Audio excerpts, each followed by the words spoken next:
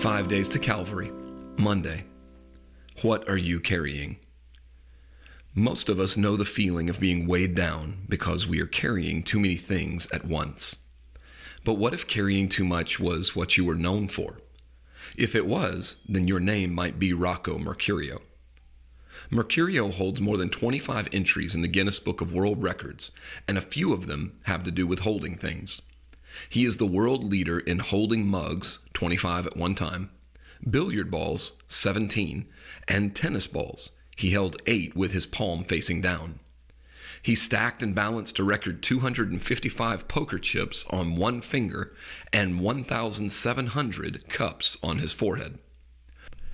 Rocco is a world record-holding carrier of things most of us rarely even think about.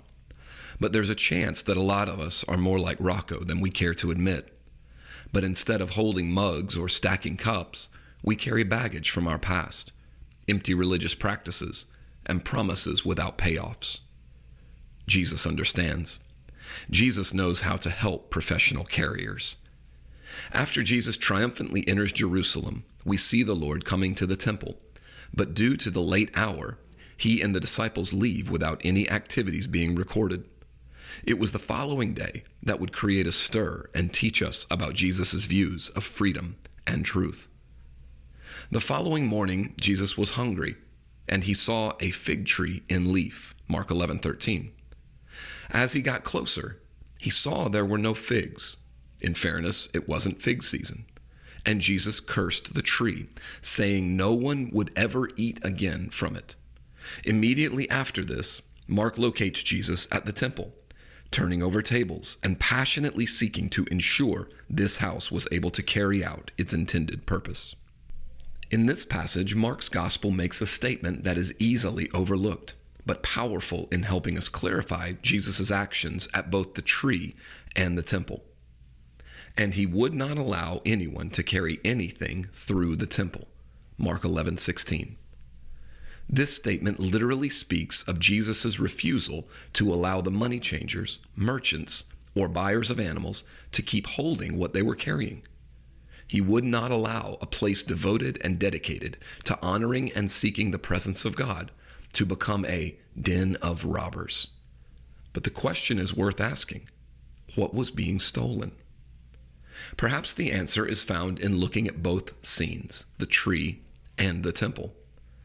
The fig tree was carrying leaves without fruit. The temple was carrying religious practice without presence. In both situations, the missing part was the best part, the fruit on the tree and the Father in the house.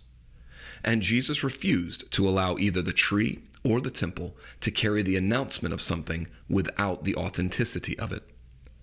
In our lives, it's the same as it was in the temple and at the tree. Jesus is ferocious in calling out what is fruitless and flipping over what is counterfeit. He does not intend to let his people work so hard to carry things that only provide false hope or broken promises. No, Jesus wants us to have fruit in a fruitless world and his presence in places where it's promised. Why else would he have invited us to carry what he had already verified as valuable? Jesus sees what we've been carrying, and he offers us something far less bulky and cumbersome. The miracle of what Jesus asks us to carry is in the way it doesn't weigh us down, but instead, it gives us rest. Take my yoke upon you. You will find rest for your souls. For my yoke is easy and my burden is light. Matthew 11:29-30.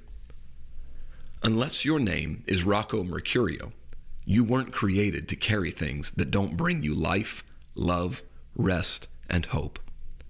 Don't be afraid to let the Lord turn over some tables in your life. He's doing it so you and I can stop carrying things that have no lasting value.